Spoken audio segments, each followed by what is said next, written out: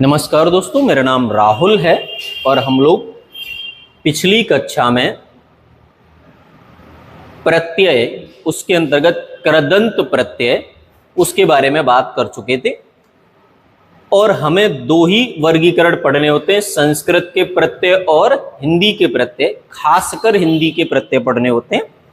तो अब हम बात करेंगे कृदंत प्रत्यय के बाद तद्धित प्रत्यय के बारे में, ठीक है ना। तद्धित प्रत्यय, तो तद्धित कौन से होते हैं कि जो प्रत्यय धातुओं को छोड़कर संज्ञा, सर्वनाम या विशेषण शब्दों के अंत में जुड़कर नया शब्द बनाते हैं, उन्हें तद्धित प्रत्यय कहते हैं।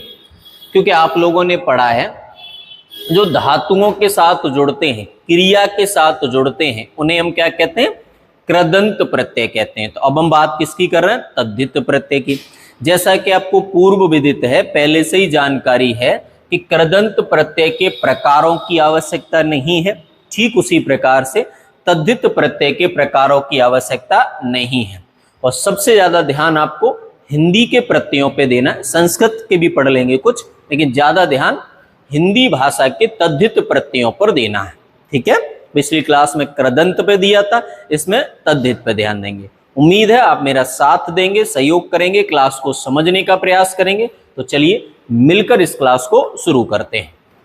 देखिएगा साहब, शुरुआत हमारी यहां से।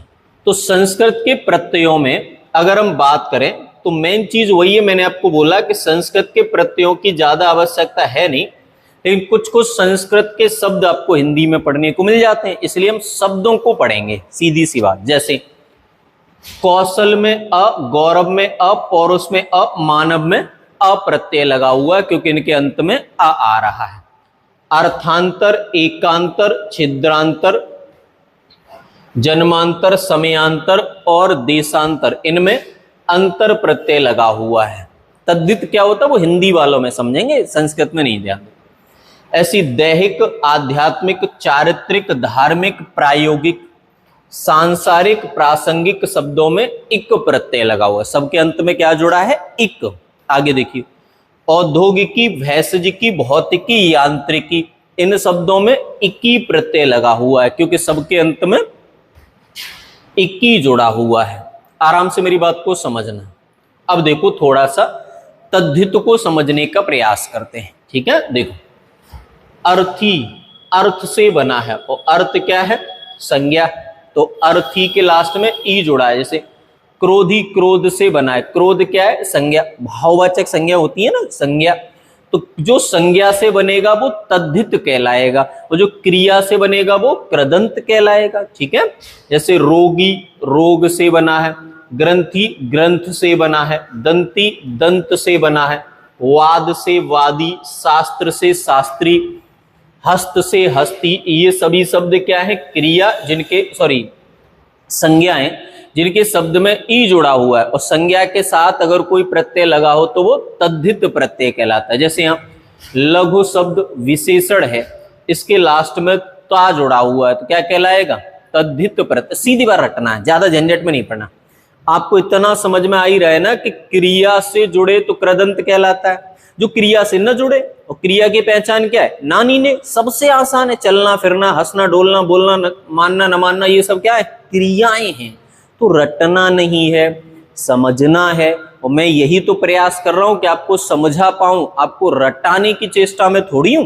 मैं तो बस ये चाहता हूं कि आप समझ जाएं, बढ़िया तरह समझ जाएं, ठीक है ना। देखिए, महत्व, गुरुत्व, ममत्व, मातृत्व, देवत्व, नेतृत्व, स्त्रीत्व, सबके अंत में त्व जोड़ा हुआ है, प्रत्यय का काम करेगा। पांडित्य, चातुर्य, माधुर्य, सौंदर्य, सबके अंत में यह जुड़ा हुआ है, प्रत्यय का काम करेगा। मानवतावाद, ब्रह्मवाद, भाग्यवाद, सबके अंत में वाद जुड़ा हुआ है, तो वाद क्या करेगा? प्रत्यय का काम करेगा। आगे समझने की जरूरत है और समझ लीजिए, जैसे शैव शिव से बना, वैष्णव विष्णु से बना, तेल तेल से बना। अब देखो, तेल पदार्थवाचक संज्ञा है कि नहीं? शिव और विष्णु भगवानों के नाम है ना, ईश्वर के नाम है, और ईश्वर के नाम कहाँ होंगे? व्यक्तिवाचक संज्ञाओं में।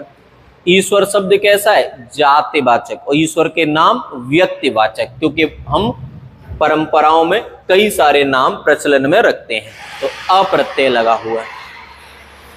ऐसी लौकिक, धार्मिक, शारीरिक, आर्थिक, नैतिक सबके अंत में इक जुड़ा हुआ है। ऐसे ही पाणिनीय, नारदीय, मदीय, भवदीय सबके अंत में ई जुड़ा हुआ है। मातुल में उल जुड़ा हुआ है, पौरुषेय में ए जुड़ा हुआ है। तो इन शब्दों में आपको प्रत्यय की जानकारी मिली। और देख लीजिए कुछ और शब्द, जैसे शब्द है कौरव, कुरु नामक स्थान के कारण अ जुड़ा है। काश्यप अ जुड़ा है। भार्गव अ जुड़ा है। पांडव अ जुड़ा है। वासुदेव अ जुड़ा है। और क्या ये शब्द क्रियाओं से निर्मित हो रहे हैं? नहीं हो रहे। तो जो प्रत्यय क्रियाओं से, जो शब्द क्रियाओं से न जुड़े, जो प्रत्यय क्रियाओं के साथ न जुड़े, वो क्या कहलाएंगे? तद्धित प्रत्यय। और जो क्रियाओं के साथ जुड़े वो कृदंत प्रत्यय। सिंपल सी बात है। और देखिए, दासरिथ में ए, मारुत में ई प्रत्यय है। वादरायण में आयन, गार्गायण में आयन प्रत्यय है। ऐसी कौंतेय, वैनतेय, गांगेय, भाग्नेय और आग्नेय सभी में कौन सा प्रत्यय है? एय प्रत्यय है। दैत्य, पौलुसत्य, शाक्य और गार्ग्य सभी में य प्रत्यय लगा हुआ है। तो आपको ये बात समझ में आ ही रही होगी। आगे देखिए, आगे शब्द है पंचम, सप्तम, नवम, दसम सब में म प्रत्यय लगा हुआ है। पंचक, सप्तक, अष्टक, दशक सब में क प्रत्यय लगा हुआ है। द्वितीय, तृतीय सब में तीय प्रत्यय लगा हुआ है। चतुर्थ, षष्ठ, तो चतुर्थ में थ और षष्ठ में ठ प्रत्यय लगा हुआ है। आपको समझ में आ रहा होगा। अभी हमें इनके प्रकारों की जरूरत है नहीं, आपको समझ में आ रहा है, इसलिए प्रकारों की बात मैं कर ही नहीं रहा। अधिकतर, गुरुतर, लघुत्तर सब में तर प्रत्यय लगा हुआ है। सुंदरतम, अधिकतम, लघुत्तम, महत्तम, नवीनतम सब में तम प्रत्यय लगा हुआ है। नैस, वैयाकरण, चांद, सौर सब में अप्रत्यय लगा हुआ है। आगे और शब्दों को देख ले रहे कुछ कुछ। देखो आगे, जैसे वार्षिक, मासिक, दैनिक, ऐतिहासिक, सैनिक सब में इक प्रत्यय लगा हुआ है। पुष्पित, फलित, दुखित, कुसुमित, पल्लवित सब में इत प्रत्यय लगा हुआ है। अग्रिम, पश्चिम, स्वर्णिम, अंतिम, रक्तिम सब में इम प्रत्यय लगा हुआ है।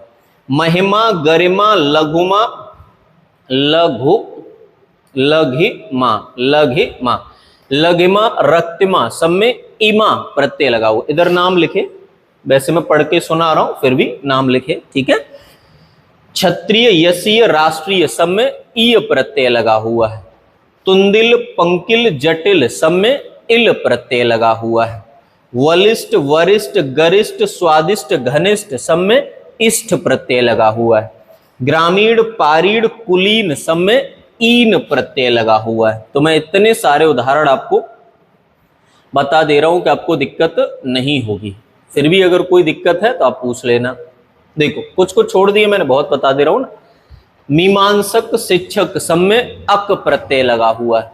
शास्त्री, तरंगड़ी, धनी सब में ई प्रत्यय लगा हुआ है। कर्मठ, जरठ सब में ठ प्रत्यय लगा हुआ है।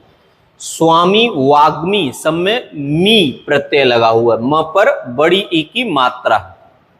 आगे शब्द है क्वचित, किंचित, कदाचित सब में चित प्रत्यय लगा हुआ है। यावत, तावत सब में वत प्रत्यय लगा हुआ है। अद्यतन, पुरातन, नूतन सब में तन, त, न प्रत्यय लगा हुआ है।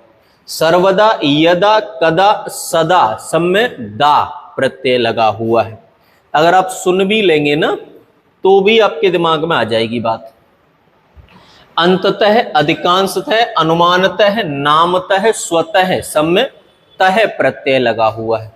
पूर्णतया, प्रधानतया, मुख्यतया, प्रत्यक्षतया सब में तया प्रत्यय लगा हुआ है।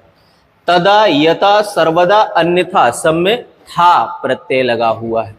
क्रमशः, अक्षरशः, अल्पशः, कोटिशः सब में सह प्रत्यय लगा हुआ है। और उदाहरणों को और ले रहे। सही कह रहे हो, लेकिन कितना पढ़ाओगे तो सवाल ये कि उतना पढ़ाऊंगा जितने से परीक्षा में एक भी सवाल न छूट जाए। ठीक है। यत्र तत्र सर्वत्र अन्यत्र सब में त्र प्रत्यय लगा हुआ है। सतधा त्रिधा बहुधा नवधा सब में धा प्रत्यय लगा हुआ है। तो संस्कृत के प्रत्ययों में शब्द और उनमें उपस्थित प्रत्यय तद्धित कैसे पहचानेंगे? जो क्रिया के साथ न लगा हो, संज्ञा सर्वनाम अथवा विशेषण के साथ लगा हो, उसको क्या कहेंगे? तद्धित प्रत्यय। सिंपल इतना दिमाग में रखना है। ठीक है ना। आगे देखिए, अब बात करते हैं हिंदी के प्रत्यय। तो हिंदी में आपको पता ही है तद्धित कौन से होते हैं? जो संज्ञा सर्वनाम और विशेषण के अंत में लगने वाले प्रत्यय को तद्धित प्रत्यय कहा जाता है। अब थोड़ा विस्तार से ध्यान से समझने का प्रयास करेंगे। ठीक है, 1 मिनट दीजिए, फिर शुरू करते हैं।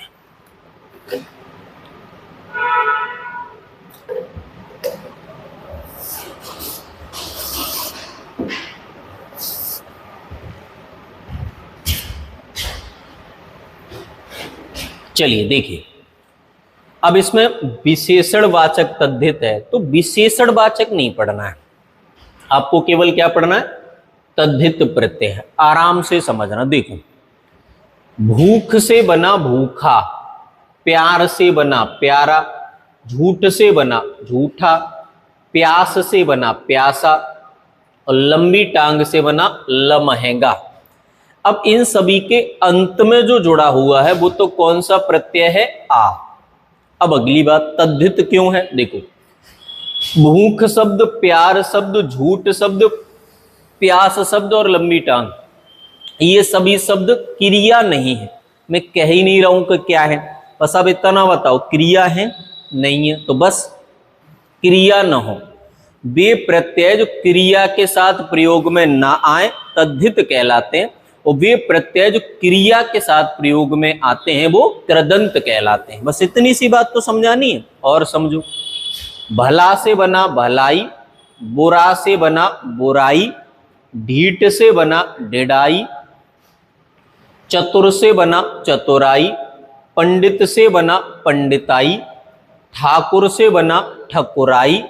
सबके अंत में प्रत्यय क्या आ रहा है? आई। और ये सभी शब्द जिन मूल शब्दों से निर्मित हैं, ऐसे शब्द जो है वो क्रिया नहीं है। तो क्रिया नहीं है तो फिर क्या कहलाएंगे? तद्धित प्रत्यय। और क्रिया होते तो क्या कहलाते? कृदंत प्रत्यय। बहुत बढ़िया। जैसे दूध से बना दुधार और गांव से बना गंवार, सबके अंत में आ रहा है आर, जो कहलाएगा प्रत्यय। तद्धित या कृदंत? तो तद्धित, क्योंकि दूध शब्द और गांव शब्द ये क्रिया नहीं है। दूध क्या है? पदार्थवाचक संज्ञा। Very good. और गांव क्या है? जातिवाचक संज्ञा। संज्ञा ही तो है। मैं ये भी नहीं कह रहा कि आप संज्ञा के विशिष्ट रूप को पहचान लीजिए, आप क्रिया पहचान लीजिए, आप जानते ही हैं, है ना। चलिए आगे शब्दों पर आ जाते हैं। कुछ और शब्दों को देख ले रहे ध्यान से। जैसे रंगीला रंग से बना, छबीला छवि से बना, लजीला लाज से बना, रसीला रस से बना। अब रंग शब्द, छवि शब्द, लाज शब्द और रस शब्द, क्या ये शब्द क्रिया है? नहीं है। अगर क्रिया नहीं है तो संज्ञा सर्वनाम या विशेषण होंगे, है ना। कुछ भी हो, हमारा तो मतलब इस बात से है कि क्रिया न हो। अगर क्रिया नहीं है तो इनके साथ प्रयुक्त किया गया ईला प्रत्यय क्या कहलाएगा? तद्धित प्रत्यय कहलाएगा। और समझिए, ढालू ढाल से बना, धरु धर से बना, बाजारू वाजार से बना, पेटू पेट से बना। अब शब्द है ढाल, धर, वाजार, पेट, ये सभी शब्द क्रिया है क्या? नहीं है। अगर ये क्रिया नहीं है तो सिंपल सरल बात समझिए ना, अगर ये क्रिया नहीं है तो क्या होंगे? संज्ञा होगा या सर्वनाम होगा या विशेषण होगा। और अगर संज्ञा सर्वनाम विशेषण में से कुछ भी है तो क्या है? तद्धित प्रत्यय का काम कर रहा है। आगे, अमेरिका से बना अमरीकी, कश्मीर से बना कश्मीरी, अफ्रीका से बना अफ्रीकी। तो सबके अंत में जो ई प्रत्यय लगा हुआ है वह तद्धित प्रत्यय है, क्योंकि यह कहीं संज्ञा अथवा सर्वनाम अथवा विशेषण के साथ प्रयुक्त किया गया है। ऐसे ही अकेला में एला, गहेला में एला, घरेला में एला और दब्बू में दवेला जिन मूल शब्दों से बने हैं वे मूल शब्द क्रिया नहीं है, अतः तद्धित प्रत्यय कहलाएंगे। ठीक है, कौन सा प्रत्यय है? एला। कौन सा प्रकार है? तद्धित प्रत्यय प्रकार है। आगे और समझ लीजिए, और समझेंगे। जैसे जोड़ा जोड़ से बना, चूरा चूर से बना, सराफा सराफ से बना, बजाजा बजाज से बना। सबके अंत में कौन सा प्रत्यय है? आ। कौन सा प्रकार है? तद्धित प्रत्यय। क्यों? क्योंकि क्रिया के साथ नहीं जुड़ा हुआ है। कपड़ा इंद से बना, कपड़ा से बना, कपड़ा इंद। मघा इंद से बना, माघ से बना, माघा इंद। और घिना इंद, घिन से बना। सबके अंत में आ इंद प्रत्यय है। कौन सा प्रकार है? तद्धित प्रत्यय है। सन से बना सनाका, धम से बना धमाका, सड़ से बना सड़ाका। कौन सा प्रत्यय है? आका। कौन सा प्रकार है? तद्धित प्रत्यय है। ऐसी घमस से घमासान, ऊंच से उच्चान, चौड़ा से चौहान। कौन सा शब्द है? आन प्रत्यय लगा हुआ है। कौन सा प्रकार है? तद्धित प्रत्यय है। तिसरायत या तिहायत, आयत से, अपनायत अपना के साथ आयत से। कौन सा प्रत्यय है? आप बताइए। तद्धित प्रत्यय। कैसे पता? क्योंकि जिस मूल शब्द के साथ इसे लगाया गया है वह मूल शब्द क्रिया नहीं है। आगे, अमावत आम से बना, महावत मह से बना। तो अंत में प्रत्यय क्या है? आवत। और आवत प्रत्यय कृदंत है या तद्धित है? तो आप बड़े आराम से बता देंगे कि तद्धित है। कैसे? कि क्रिया के साथ नहीं लगा है। मिठास मीठा से बना, खटास खट्टा से बना, निंदास नींद से बना। सबके अंत में क्या जुड़ा है? आस। कौन सा? तद्धित। कैसे पता? क्रिया के साथ नहीं जुड़ा है। देखो, खट्टा शब्द क्रिया है? नहीं है, तो वही बात है। कड़वाहट, चिकनाहट, गर्माहट काय से बना है? आहट से बना हुआ है। ठीक है, एक बार क्रिया टॉपिक जरूर देख लेना ताकि आपको ये चीजें समझ में आने लगेंगी। गृहस्थी, बुद्धिमान, सावधानी। सबके अंत में ई प्रत्यय लगा हुआ है। और कौन सा प्रकार? तद्धित। क्यों? गृहस्थी गृहस्थ से बना जो क्रिया नहीं है। बुद्धिमानी बुद्धिमान से बना जो क्रिया नहीं है। सावधानी सावधान से बना जो क्रिया नहीं है। बूढ़ा से बना बुढ़ौती, बाप से बना बपौती। सबके अंत में जुड़ा हुआ है अति। और अति शब्द तद्धित प्रत्यय है क्योंकि क्रिया के साथ नहीं जुड़ा है। कटौता, कठौता में औता प्रत्यय है जो काट से बनता है। तो काट शब्द क्रिया नहीं है, अतः ये क्या कहलाएगा? तद्धित प्रत्यय कहलाएगा। सपोला सांप से बना, खटोला खाट से बना, बोला बात से बना। ओला प्रत्यय लगा हुआ है। किससे बना हुआ है? शब्दों से। जो मूल शब्द हैं सपोला सांप से, खटोला खाट से, बोला बात से, ये मूल शब्द जिनसे ये बना है, जिनके साथ ये लगा है, वो क्रिया नहीं है, अतः तद्धित प्रत्यय है। हिरनौटा हिरन से, बिलौटा बिल्ली से, पहलौटा पहला से। सबके अंत में औटा लगा हुआ है। ऐसी कालापन काला से, लड़कपन लड़का से, बालपन बाल से। सबके अंत में पन लगा हुआ है। बुढ़ापा के पीछे पा, रंडापा के पीछे पा, मोटापा के पीछे पा। सबके पीछे पा लगा हुआ है। आपस घमस तमस, सबके पीछे स लगा हुआ है। और कौन सा प्रकार है? तद्धित प्रत्यय। क्यों भैया तद्धित क्यों है? तो जवाब सीधा है कि तद्धित इसीलिए है, एक मिनट दीजिए फिर मैं आपको बताता हूं। तद्धित इसीलिए है क्योंकि क्रिया के साथ इस्तेमाल नहीं हुआ है। कुछ और शब्दों को देख लेते हैं,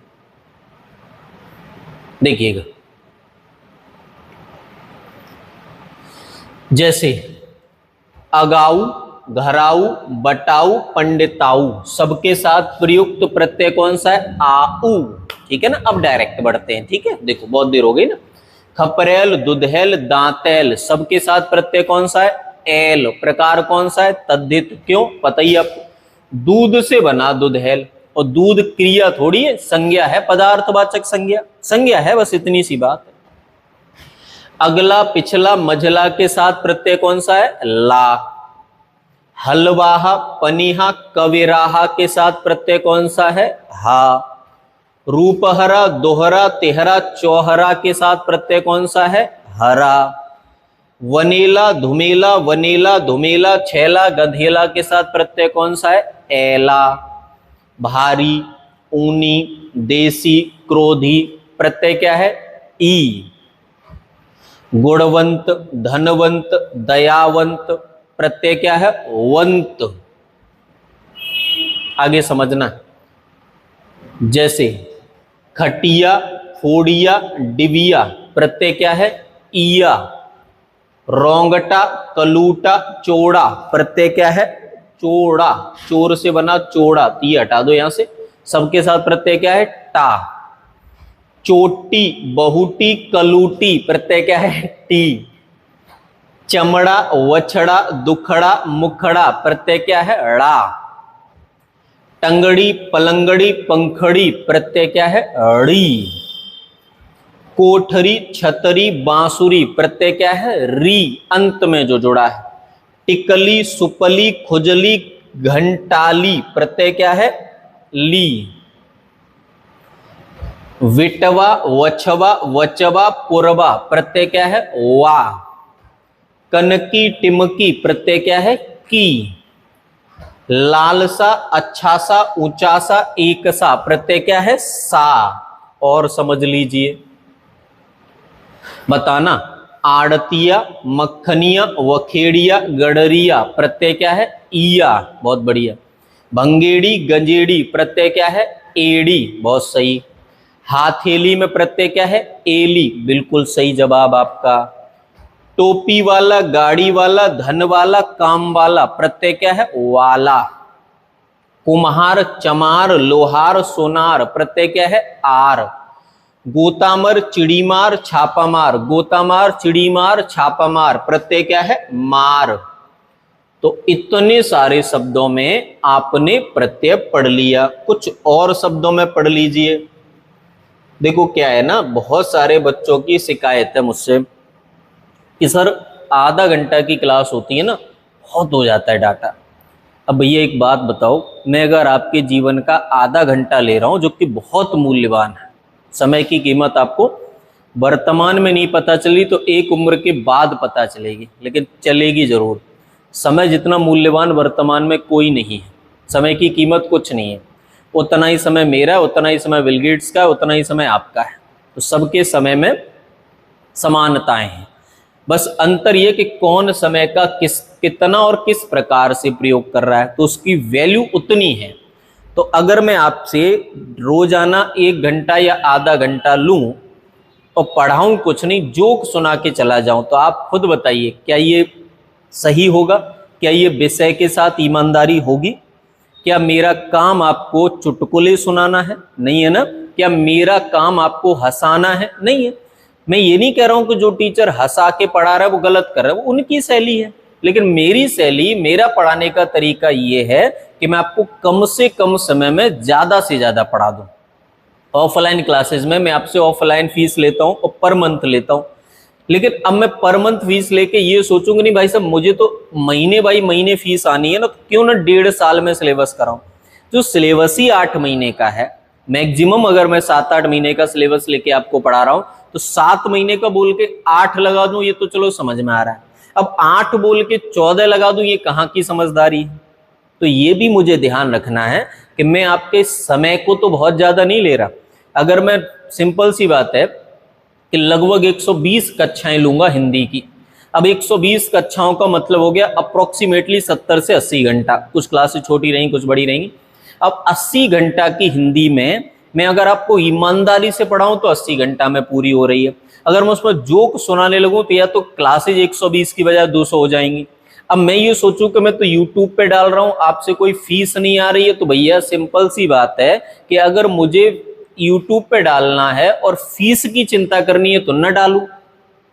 अगर डाल रहा हूं, मेरा मतलब सीधा है, अगर मैं पढ़ा रहा हूं तो ईमानदारी से पढ़ाऊं, अगर मुझे लगे कि नहीं भैया मुझसे नहीं हो पाएगा, मुझे फीस चाहिए, तो पढ़ाना बंद कर दूं। समझ रहा है? अब मेरा ये कि जो मैंने वादा आपसे कर दिया सो कर दिया, उसको मैं निभाऊंगा, चाहे उसमें मेरा नुकसान हो चाहे नुकसान ना हो, है ना। जैसे कुछ बच्चे कहते हैं कि सर बच्चे क्लास देख लेते हैं, चैनल तक सब्सक्राइब नहीं करते, मत करें। आप समझिए, मैं जबरदस्ती तो नहीं करवा लूंगा किसी से। तो वही है कि ज्यादा बातों पे ध्यान नहीं देना, कौन क्या कह रहा है क्या नहीं कह रहा है, मतलब नहीं। अब मैं अपना वादा पूरा निभा दूं, मैं आपको हिंदी पूरी पढ़ा दूं, आप पेपर दे के आए, पेपर में आपके क्वेश्चन मिले, फिर भी आप उस विषय की तवज्जो न करें, इज्जत न करें, कोई दिक्कत नहीं, भविष्य में करेंगे। तो मेरा काम तो पहले कर लूं, जब मैं अपना काम पूरा कर लूं फिर तो सामने वाले पे दबाव बनाऊं। अब मेरा ही काम पूरा नहीं हो तो क्या दबाव बनाऊं। इसीलिए कौन क्या कह रहा है, कौन क्या बक रहा है, ज्यादा ध्यान मत दो। आधा घंटा स्पष्टीकरण देने की बजाय आधा घंटा की वीडियो देख लोगे ना, तो कोई ना कोई टॉपिक कंप्लीट हो जाएगा। हिंदी के लगभग हम कई अधिकतम टॉपिक में आपको डाल चुका हूं पिछले 3 महीने में। तो हम पिछले 3 महीने से यूट्यूब पर हैं और मैंने अपना वादा पूरा निभाया। मैंने छुट्टियां तभी हुई हैं जब या तो मैं भयंकर जरूरत में रहा हूंगा या मेरी तबीयत ठीक नहीं रही होगी। अब इन दोनों क्योंकि वायरल फीवर चल रहा है तो अक्सर तबीयत भी गड़बड़ रहती है, उसके बावजूद आपको पढ़ा रहा हूं। क्यों? क्योंकि वादा किया है, इसीलिए नहीं पढ़ा रहा हूं कि नहीं सब बच्चे क्या कहेंगे। बच्चे समझदार है, आप सब समझदार हो। अगर मैं बोलूं बेटा तबीयत खराब है, कौन कहेगा पढ़ाओ, नहीं। लेकिन मैं अपना वादा निभाना है ना, मुझे आप दबाव बनाए वो जरूरी, मैं खुद का दबाव खुद पे बनाऊं वो जरूरी है। इसीलिए फालतू बातों पे ध्यान नहीं देना है। मेरा उद्देश्य है आपको कम से कम समय में ज्यादा डाटा देने का, इसीलिए मैं फालतू जानकारियां नहीं बोलता हूं, सीधा पॉइंट टू पॉइंट बात करता हूं। तो आइए आगे भी बात करते हैं। देखिए, चौवाइन, दुवाइन, नाइन और ठकुराइन सब में आइन प्रत्यय लगा हुआ है। खतरानी, चौधरानी, जेठानी सब में आनी प्रत्यय लगा हुआ है। अहिरिन, कुंजड़िन, कुम्हारिन, ग्वालिन सब में इन प्रत्यय लगा हुआ है। कुतिया, गुड़िया, चुईया, बंदरिया सब में ई या प्रत्यय लगा हुआ। इधर लिखे है ना, इधर लिखे। नानी, मामी, चाची, कबूतरी, पोती सब में ई प्रत्यय लगा हुआ है। भीलनी, जाटनी, मोरनी, सिंगनी सब में नी प्रत्यय लगा हुआ है। आप समझते जाना। हालांकि मैं पढ़ के सुनाता हूं, क्योंकि मैं ये नहीं कहता कि आप पढ़ लेना, मैं पीडीएफ डाल दूंगा टेलीग्राम चैनल का, ऐसे नहीं भैया, मुझे पढ़ा लेने दीजिए। जब मैं पढ़ा लूंगा तो आपको टेलीग्राम चैनल भी बना लेंगे, है ना अपना एक। राजपूताना, हिंदुआना, तेलंगाना, रोजाना सब में आना प्रत्यय लगा हुआ है। अगाड़ी, पिछाड़ी सब में आड़ी प्रत्यय लगा हुआ है। मथुरिया, कलकतिया, कनौजिया सब में ईया प्रत्यय लगा हुआ है। और समझ लीजिए, चौथा में था, दूसरा तीसरा में रा, पहला तिहला में ला, इकहरा दोहरा तिहरा में हरा, दूजा तीजा में जा, पांचवा दसवां सातवां आठवां में वां प्रत्यय लगा हुआ है। आगे समझिए, गौर से देखना। बहनोई, नंदोई, रसोई में ओई प्रत्यय लगा हुआ है। खिलाड़ी, पहाड़ी, अनाड़ी में आड़ी प्रत्यय। चचेरा, ममेरा, मौसेरा में एरा। वगेड़ा, गजेड़ी, नसेड़ी में एड़ी। मदारी, पुजारी में आरी प्रत्यय लगा हुआ है। आगे देखिए, आराम से समझना। मुझ सा, तुझ सा, नीला सा, चांद सा, गुलाब सा में सा प्रत्यय लगा हुआ है। सुनहला, रूपहला में हला प्रत्यय लगा हुआ है। ठीक है ना। आगे देखो, ये जो मैंने आपको बताया अरबी फारसी वाले, इनकी आवश्यकता हमें नहीं है। हमें केवल प्रत्यय पढ़ने संस्कृत और प्रत्यय पढ़ने हिंदी के। चलिए, उम्मीद है आपको यहाँ तक क्लास समझ में आई होगी। मैं एक अगली क्लास लेके आऊंगा जिसमें लगभग 50 से 60 क्वेश्चन ले आऊंगा, है ना। 50-60 सवाल ले आऊंगा जिनमें उपसर्ग और प्रत्यय के कुछ उदाहरण ले लूंगा। उन उदाहरणों के माध्यम से आपको ये समझाने का प्रयास करूंगा कि जो चैप्टर हमने कंप्लीट किया है वो कितना कारगर है, वो कितना लाभकारी है। उम्मीद है आपको यहाँ तक अच्छा समझ में आई होगी। सहयोग करें, अगर सही लगे तो शेयर जरूर करें, ठीक है, न तो ईमानदारी से पढ़ें। मिलेंगे अगली क्लास में उपसर्ग और प्रत्यय पर आधारित कुछ सवालों के साथ। तब तक आप कक्षा देखिए, सुनिए, समझिए, खुश रहिए और अपना ख्याल रखिए। धन्यवाद।